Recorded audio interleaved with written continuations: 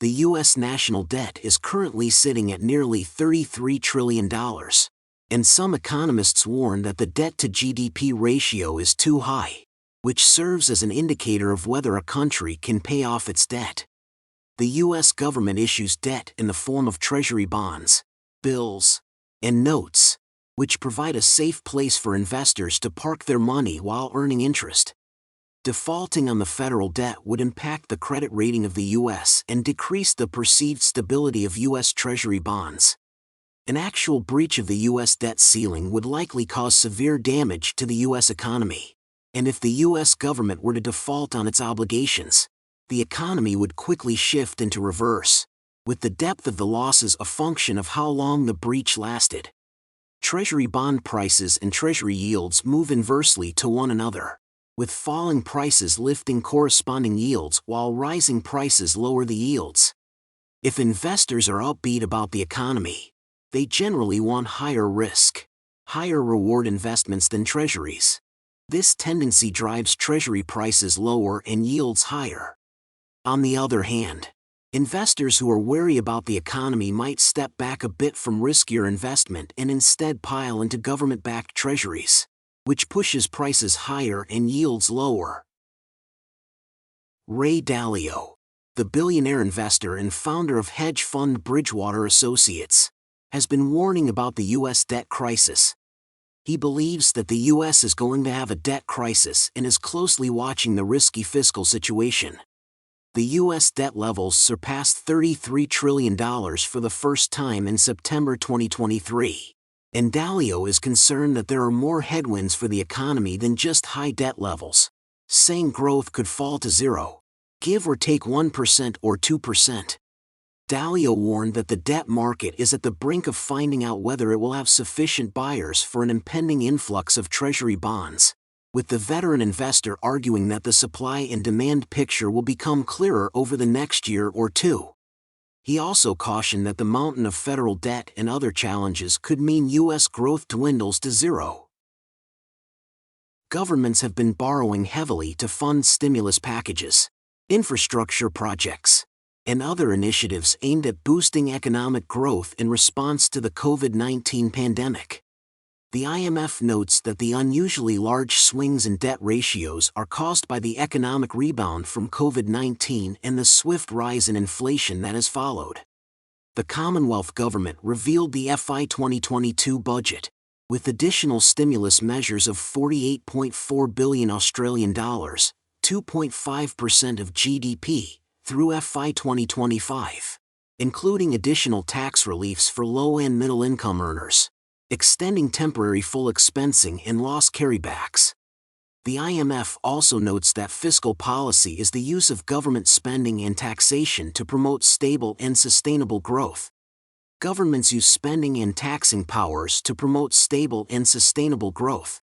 The regional and local impact of the COVID-19 crisis is highly dependent on the capacity of subnational governments to respond to the crisis and the extent to which they are supported by national governments.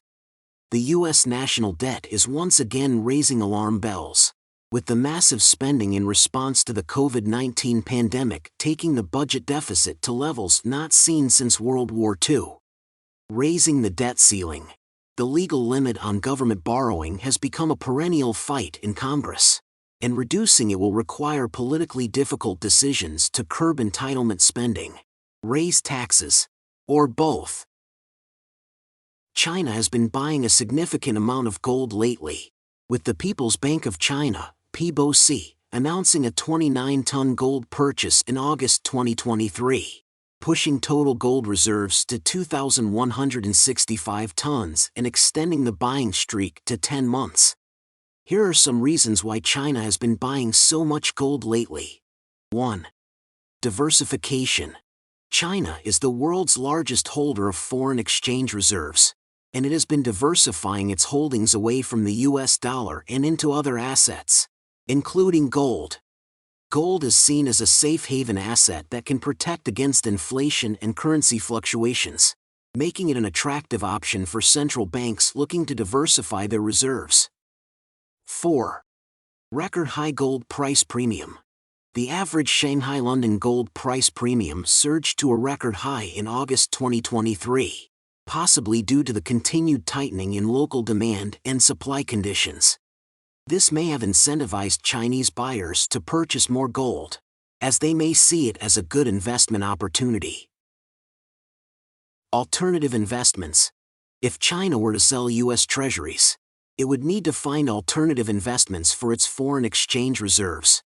However, there are limited options for investments that are as safe and liquid as U.S. Treasuries, which could make it difficult for China to completely divest from U.S. Treasuries.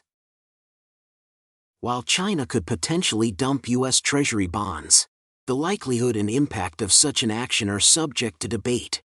The actual impact would depend on the amount of bonds sold and the pace of selling, as well as other factors such as market conditions and investor sentiment. Cleveland Federal Reserve President Loretta Mester has recently stated that she is open to raising interest rates again if the economy stays on its current path. Mester believes that the U.S. Central Bank may need to raise interest rates one more time, potentially in November, to keep inflation in check. Mester's comments come after the Federal Reserve voted last month to leave the target range for their benchmark rate unchanged at 5.25% to 5.5%. A 22-year high. Mester has previously stated that she sees another interest rate hike in the future and that cuts may have to wait. While Mester's comments suggest that another interest rate hike may be on the horizon, the Federal Reserve's decision will ultimately depend on a variety of factors, including inflation, economic growth, and global events. As of September 25, 2023, the current interest rate set by the Federal Reserve is 5.25% to 5.50%. This is the target range for the federal funds rate, which is the interest rate at which banks and other depository institutions lend money to each other, usually on an overnight basis. The Federal Reserve determines the federal funds rate and can change it at any time. The effective federal funds rate, EFFR, is calculated as a volume-weighted median of overnight federal funds transactions reported in the FR 2420 report of selected money market rates. The EFFR was 5.33% as of August 25, 2023. The Federal Reserve's decision to raise or lower interest rates depends on a variety of factors, including inflation, economic growth, and global events. According to the federal funds rate forecast, the Federal Reserve is expected to keep the target range for the federal funds rate at 5.25% to 5.5% in September 2023, following a 25 bps increase in July. The Federal Reserve's projections suggest a higher-for-longer interest rate environment, with the year-end Fed funds rate projection for 2025 revised up to 3.9% from 3.4%. Trading Economics Global Macro Models and Analysts' Expectations project that the interest rate in the United States will be 5.5% by the end of Q3 2023 and trend around 5.25% in 2024 and 4% in 2025. Morningstar projects a year-end 2023 federal funds rate of 5.25%, falling to about 2% by the end of 2025.